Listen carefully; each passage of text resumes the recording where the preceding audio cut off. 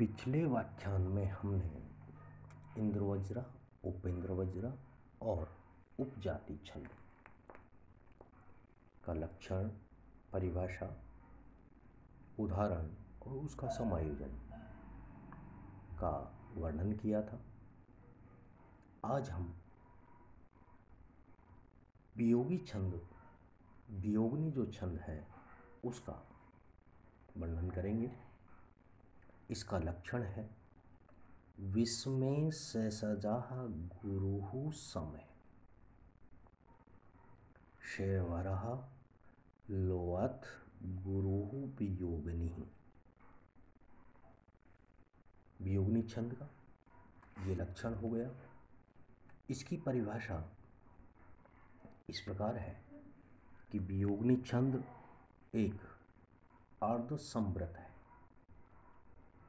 जिसके प्रथम व तृतीय चरणों में क्रमशः षगण, षगण, जगण व अंत में एक गुरु वर्ण होता है तथा द्वितीय व चतुर्थ चरणों में क्रमशः षगण, भगण, रगण और अंत में एक लघु, एक गुरु वर्ण होते हैं। इसके विषम चरणों में 10-10 वर्ण और सम चरणों में 11-11 वर्ण होते हैं। कहने का तात्पर्य यह है कि प्रथम चरण और तृतीय चरण में 10-10 वर्ण और द्वितीय चरण और चतुर्थ चरण जिसे हम सम कहते हैं उसमें 11-11 वर्ण। इसका उदाहरण इस प्रकार है क्वः वयं क्वः परोक्ष मन मंथो मृग सावह समुमेधितो जनः परिहास विजल्पितम शखे परमार्थे न ग्रहयताम वचः। यह उदाहरण अभिज्ञान शाकुंतलम नाटक के द्वितीय अंक का 18वां श्लोक है। तो यहाँ गणों को स्पष्ट करने के लिए यह है कि क्वः वयं लघु, लघु और गुरु। तो यहाँ हो गया हमारा षगण। क्वः परो लघु, लघु, गुरु। यहाँ हमारा हो गया षगण। फिर आता है छमम छ में न म। यहाँ हमारा लघु, गुरु, लघु यानी कि जगण। अंत में थो से तात्पर्य है गुरु। तो कुल मिलाकर के इसका 10 वर्ण यहाँ हो गए प्रथम चरण में और तृतीय चरण में। परिहास विजल्पितम सखे, इसमें भी इसी प्रकार षगण, षगण, जगण और अंत में एक गुरु। तो प्रथम चरण और तृतीय चरण में 10-10 वर्ण हो गए। अब आता है द्वितीय चरण और चतुर्थ चरण में। इसमें हमारे 11-11 वर्ण होंगे।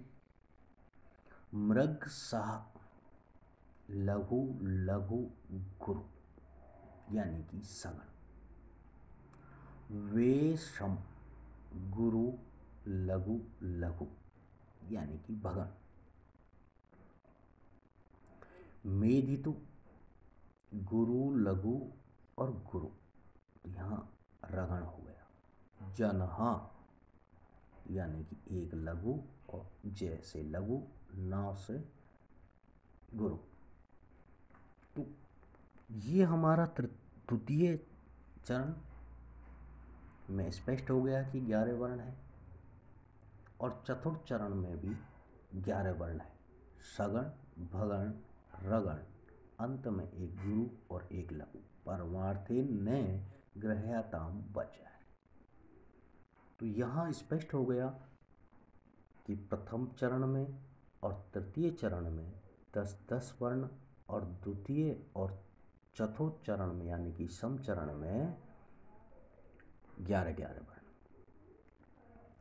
इसका समायोजन करने के लिए स्पष्ट है कि उपर्युक्त उदाहरण के प्रथम व तृतीय चरणों में क्रमशः सगण, सगण, जगण व अंत में एक गुरु वर्ण तथा द्वितीय व चतुर्थ चरणों में क्रमशः सगण, भगण, रगण और अंत में एक गुरु और एक लघु वर्ण है। इसकी विषम चरणों में 10-10 वर्ण और सम चरणों में 11-11 वर्ण होने के कारण उक्त पदों में वियोगनी छंद का लक्षण घटित हुआ है।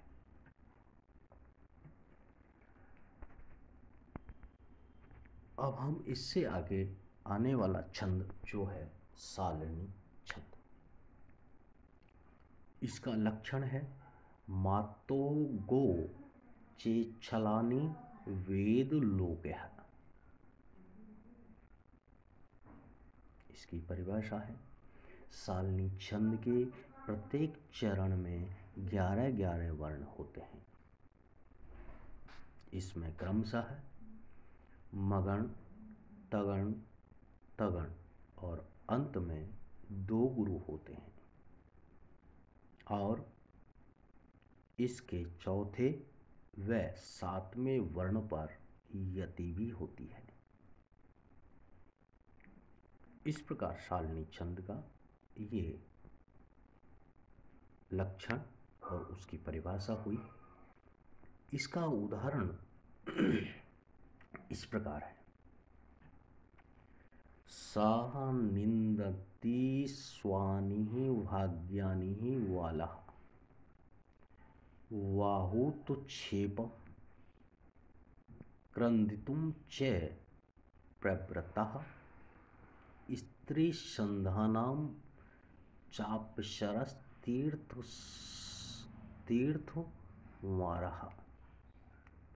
दुत्क्षिप्यनां ज्योतिरेकं जगा। यह उदाहरण अभिज्ञान शाकुंतलम नाटक के 5वें अंक का 30वां श्लोक है। तो यहाँ स्पष्ट करने के लिए सा निंद, सा से तात्पर्य गुरु, नी में न मिल गया तो गुरु, द में न मिल गया तो गुरु यानी कि मगन। ती स्वानी यानी कि ती से तात्पर्य गुरु, वा से तात्पर्य गुरु और नी से तात्पर्य लघु यानी कि गुरु गुरु लघु यानी कि तगण हुआ। भाग्यानी, वा से तात्पर्य गुरु, या से तात्पर्य गुरु, नी से तात्पर्य लघु, यहाँ तगण हो गया। वाला, वा में गुरु और ला में गुरु। ये इस प्रकार से इस गण का यानी कि कुल मिलाकर के 11 वर्ण इसमें उपस्थित हैं।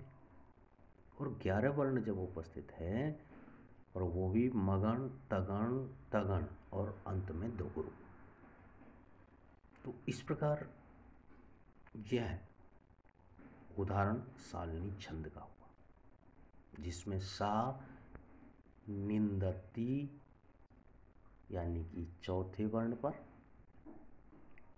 यति हो गई, स्वानी भाग्यानी वाला ये 7वें वर्ण पर यति हो गई। इसी प्रकार द्वितीय चरण में वाहुत क्षेपा यहाँ यति हो गई। क्रदंतिम च प्रवर्ता यहाँ भी 7वें वर्ण पर यति हो गई। स्त्री संस्थानाम यानी कि यहाँ चौथे वर्ण पर यति हो गई। चाप्य सरस तीर्थ मारा, यह सातवें वर्ण पर यति हो गई। दुचित पयेनायम, यानी कि चौथे वर्ण पर यति हो गई। ज्योतिरेकम जगाम, तो यहाँ सातवें वर्ण पर यति हो गई।